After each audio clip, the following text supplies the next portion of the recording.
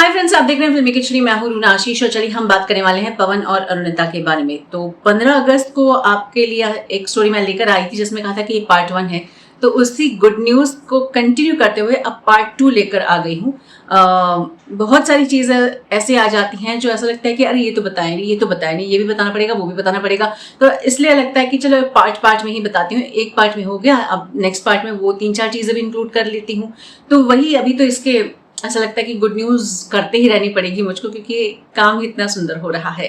तो 16th की अगर मैं बात करती हूँ तो सबसे पहले तो मैं तिरंगा की बात कर लेती हूँ। हुआ ये कि 15 अगस्त को मैंने ये स्टोरी अपलोड की और फिर मैंने अपडेट देखा। मैंने कहा अरे यार ये तो बड़ा मिस हो गया मेरे से।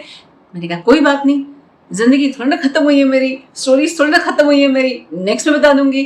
अब मतलब क्या कहूँ मैं इस बारे में कि जहां हम 15 अगस्त की बात कर रहे थे तो तेरी मिट्टी हम सुन रहे थे, एटलीस्ट मैं सुन रही थी, हम श्योर आप लोग भी सुन रहे थे। कई अपडेट्स मैंने आपके देखे हैं पवनदीप के अलग अलग जगह पर जो भी वो गाने गाते हैं देशभक्ति से जुड़े हुए, उस रंग में डूबे हुए, हम वो सुन रहे थे। फिर ऐसा लगता है कि जब ये सुन रहे हैं तो क्यों ना कान को कुछ मीठा से सुना दिया जाए। तो हम अरुणिता पर शिफ्ट हो जाते हैं, तो अरुणिता के गाने सुनते हैं। यानी पवन और अरुणिता छाए हुए रहते हैं। 15 अगस्त को हमने स्पेशली और स्पेसिफिकली इन दोनों के बारे में सुना है, इनके गानों को सुना है।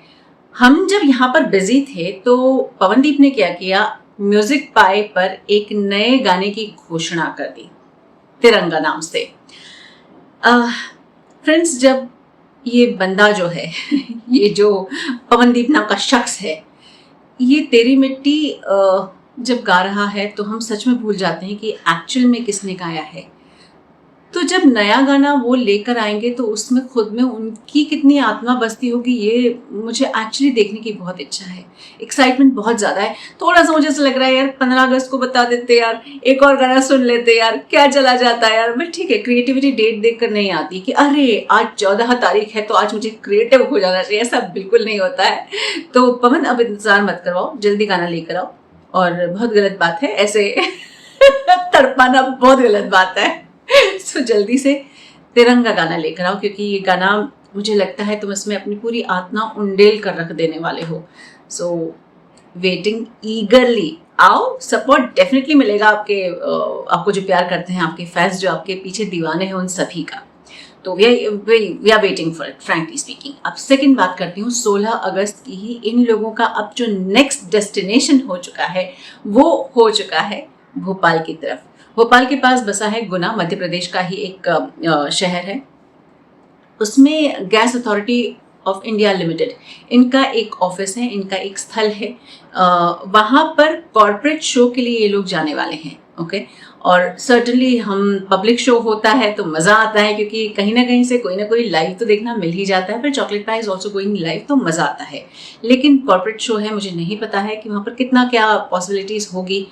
लाइव देने में प्रॉब्लम क्या है, दे देना चाहिए। छोड़िए वहाँ की जो सिचुएशन होगी, I am sure they are the better जज to tell what to do and what not to do and whether to go live और नॉट। बट इच्छा बड़ी है, रिक्वेस्ट है कि यार लाइव चली जाए। कानों को ना सुकून मिल जाता है इन दोनों को सुनने के बाद, और इन दोनों को देखने के बाद आंखों को सुकून मिल जाता है।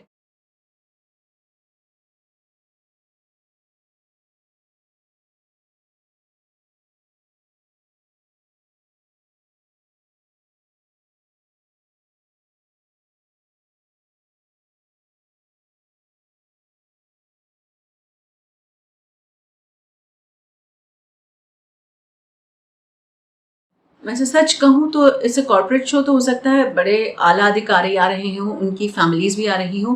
और गेल में परफॉर्म करने के लिए पवनदीप ये पहली बार परफॉर्म नहीं कर रहे हैं। अब इसके पहले कहाँ परफॉर्म किया था जरा मुझे लिखकर बताइए, मुझे याद नहीं आ रहा है। क्या करूँ, मुझे बिल्कुल याद नहीं आ रहा है। पवनदीप का शो जरूर रहा है गेल में, अब दोनों का रहा है या सोलो रहा है, तो वो जरा मुझे लिखकर बताइएगा आप। ओके, अब मैं थर्ड जो इन्फॉर्मेशन है वो आपको दिखाने के लिए आई हूँ। फ्रेंड्स, 15 अगस्त का ही वो दिन था जब पवनदीप को इंडियन आइडल 12 का खिताब मिला था। मतलब उस दिन मुझे देश की आज़ादी और स्वतंत्रता दिवस था, इसकी खुशी सुबह में बहुत खुश हो रही थी।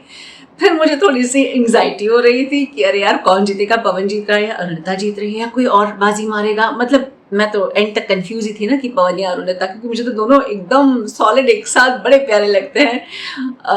I was really confuse. और रात में जब मैं वहाँ पर सेट पर मौजूद रही हूँ और वो विनिंग मोमेंट देखा है। मैं वो विनिंग मोमेंट नहीं भूल ही नहीं सकती। पवनदीप जहाँ एकदम से खुश हुए, फिर थोड़ी सी आंखें भर आई, वहीं पर अरुणिता का आपको वो चेहरा देखना मिलता है जो बहुत बहुत बहुत रेयर होता है।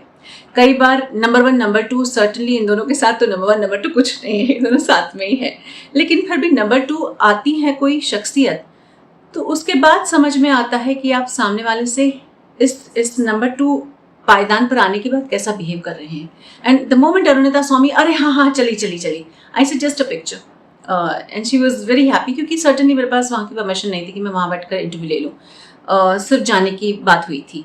तो बट उस समय मुझे समझ में आ गया कि Arunita is such a gem, कि वो हर बात को इतने पॉजिटिवली ले रही है और इतने तमीज़ के साथ इस चीज़ को दिखा रही है कि ये उसकी छोटी सी उम्र में उसका बड़प्पन दिखा रहा था।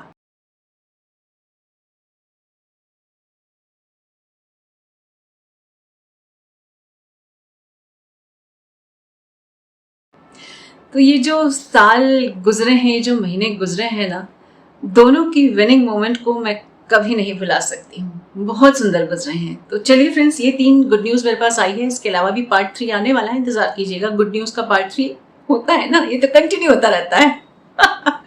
चलिए, और हाँ मुझे बताइए, इसके पहले पवनदीप ने सोलो शो किया है या अरुदीप शो किया है गेल के साथ, कहाँ किया है और कब किया है, जरा ढूंढिए तो।